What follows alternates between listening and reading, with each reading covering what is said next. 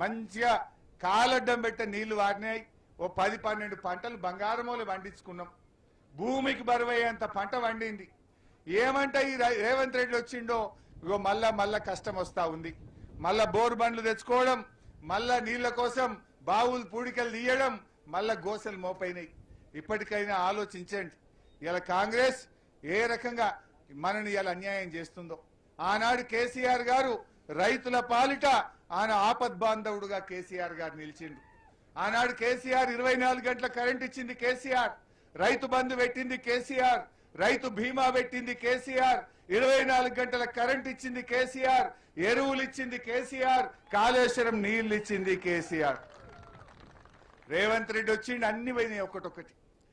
ఆనాడు కేసీఆర్ ఆపద్బాంధవుడుగా మారితే ఈ రేవంత్ రెడ్డి రైతుల పాలిట రాక్షసుడుగా మారిపోయింది. అలా నీళ్లు పోయినాయి, యూరియా పోయింది, రైతు బంధు పోయింది, కరెంటు పోయింది, రైతు బీమా పోయింది. ఒకటొకటి ఉడవీక్తా ఉన్నాడు. ఒకటొకటి కేసీఆర్ ఇచ్చుకుంటా పోతే రేవంత్ రెడ్డి ఒకటొకటి తీసుకుంటా పోతున్నాడు. నేను చెప్తుంది నిజమా కాదా మీకు తెలియదా? బాయిల కాడ మున్పట్లెక్క కరెంట్ వస్తున్నదా? మున్పట్లెక్క ఎరువులు దొరుకుతున్నాయా? నీళ్లు వస్తున్నాయా? రైతు బంధు 3 పంటలు ఎగ్గొట్టలేదా? రైతు బీమా ఆగలేదా? ఒక్కసారి మీరే ఆలోచించండి. అందుకే మళ్ళీ మన కేసీఆర్ రావాలి. వీళ్ళందరూ ఒకటే మాట అంటున్నారు, ఈ స్కామ్ల ప్రభుత్వం పోవాలి, మళ్ళా స్కీమ్ల కేసీఆర్ మా ప్రభుత్వం రావాలి అని ఇవాళ రైతులు కోరుతున్నారు. కాంగ్రెస్ వాళ్ళు ఇంత మాట్లాడుతుండ్రు. మీరు వచ్చినాక పెద్దవాగు, ఖమ్మం జిల్లాలో పెద్దవాగు కొట్టుకపోయింది. ఎస్ఎల్బిసి ప్రాజెక్టు కుప్పగూలి 8 మంది అనలే చచ్చిపోయిండ్రు. మన వట్టెం పంప్ హౌస్ మునిగిపోయింది, సుంకిశాల కూలిపోయింది. దేని దగ్గరికి ఎన్డీఎస్ఏ పోదు, ఏడ ఎంక్వైరీ చేయరు. కానీ కాళేశ్వరం కేసీఆర్ కు పేరు వస్తుందని ఎంక్వైరీల మీద ఎంక్వైరీలు, కేసుల మీద కేసులు, రైతులకు నీళ్లు వత్తకుండా ఇవాళ ఇబ్బందులు పెట్టే ప్రయత్నం చేస్తున్నారు. నిజంగా ఈరోజు రేవంత్ రెడ్డి, నీకు రైతుల మీద వీసమెత్తు ప్రేమ ఉన్నా, వీసమెత్తు గౌరవం ఉన్నా రాజకీయాలు పక్కన పెట్టు, మోటార్లొత్తు నీళ్ళెత్తు. ఎందుకంటున్నామంటే రేపు ఎలినీనో వస్తుంది అంటున్నారు. 6 నెలల కిందనే శాస్త్రవేత్తలు చెప్పిండ్రు ఈసారి కరువు పడుతుంది, వచ్చే ఏడాది కూడా కరువు పడుతుంది అంటున్నారు.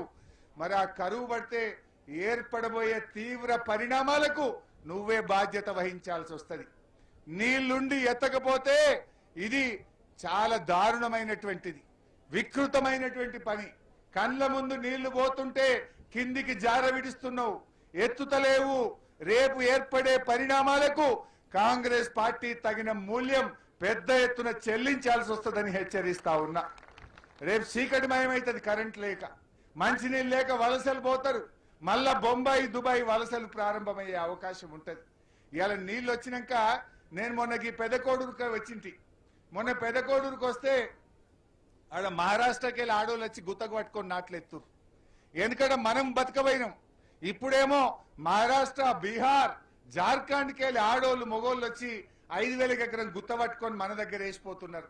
ఒకనాడు మనం బతకబోతే ఈ కాళేశ్వరం పుణ్యమా అని ఎక్కడెక్కడోళ్ళో ఈ సిద్దిపేటకు, ఈ ప్రాంతానికి బతకొచ్చేంత గొప్పగా బీఆర్ఎస్ పార్టీ కదా తీర్చిదిద్దింది.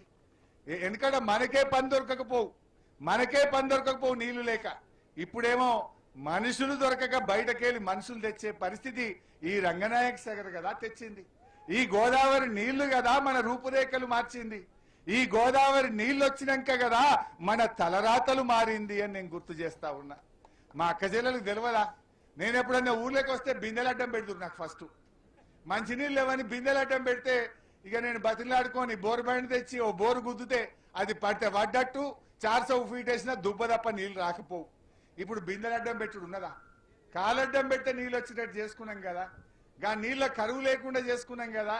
కానీ ఇలా రేవంత్ రెడ్డి వచ్చినాక మళ్ళా పాత రోజులు తెస్తున్నాడు. పాత రోజులు తెస్తా, ఇందిరమ్మ రోజులు తెస్తా అంటే గివ్యా మళ్ళా కరెంటు కోతలు, మళ్ళా నీళ్ల కోతలు, మళ్ళా బిందెలు అడ్డం పెట్టుడు, మళ్ళా ఎరువుల తిప్పలు, గీ గోసలు అన్ను తెచ్చేది. ఇవాళ దయచేసి ఆలోచన చేయండి. ముఖ్యంగా ఇలా ఈ ప్రభుత్వాన్ని మనం హెచ్చరించేది ఒకటే, బేషిజాలొద్దు, దయచేసి నీళ్ళు ఎత్తండి. ఏం కాదు, ఏదో భద్రాచలం కొట్టుకపోతుందని తిక్క మాటలు మాట్లాడకు.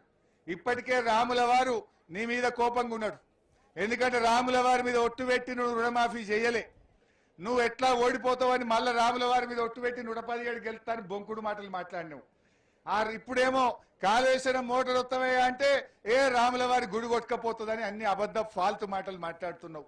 29 లక్షల క్యూసెక్కుల వరద వస్తే కూడా రాముల వారి గుడి భద్రంగానే ఉన్నది. అన్నారం సుందిల్లా 2 కలిపితే కూడా 1,00,000 క్యూసెక్కులు దాటది. 1,00,000 క్యూసెక్కుల వరద ఎక్కడా? 29 లక్షల క్యూసెక్కులు ఎక్కడా? 2021 సంవత్సరంలో 29 లక్షల క్యూసెక్కులు వచ్చినా రాముల వారు భద్రంగానే ఉన్నాడు. ఇప్పుడు ఇది కొట్టుకపోతుంది 1,00,000 క్యూసెక్కులే అయినా కూడా రాముల వారికి ఏం కాదు. కేవలం కేసీఆర్ కు పేరు వస్తుంది, బీఆర్ఎస్ కు పేరు వస్తుంది. ఇంతకాలం నువ్వు అబద్ధమాన్యమని నీ దొంగ మాటలని ప్రజలకు అర్థమవుతుందనే నువ్వు మోటార్లు ఎత్తుతలేవు బిడ్డ. ఇప్పుడు అన్ని అర్థమైంది.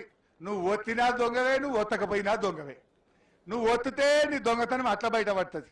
ఒత్తకపోతే చంద్రబాబుకు కిందికి జారిడిసినావు బిడ్డ. కావాలనే ఒత్తుతలేవనే ముచ్చట కూడా మా రైతులకు అర్థమైంది కనుకనే ఇలా అంతగిరి పోషమ్మ తల్లికెళ్ళి రంగనాయక స్వామి గుడి దాకా నడుచుకుంటూ వచ్చిరు మా వాళ్ళు. నీళ్లు ఒత్తుతే వస్తాయని అర్థమైంది కనుకనే మా చిన్న కోడూరు రైతులు ఇలా పాదయాత్ర చేపట్టిండ్రు. ఇది చిన్న కోడూరుతో ఆగుతుందా? నాకు పొద్దుగాల నారాయణరావుపేటలు ఫోన్ చేసిర్రు, అన్న చిన్న కోడూరు నడిచిరే మరి మేము నడవద్దా అంటారు.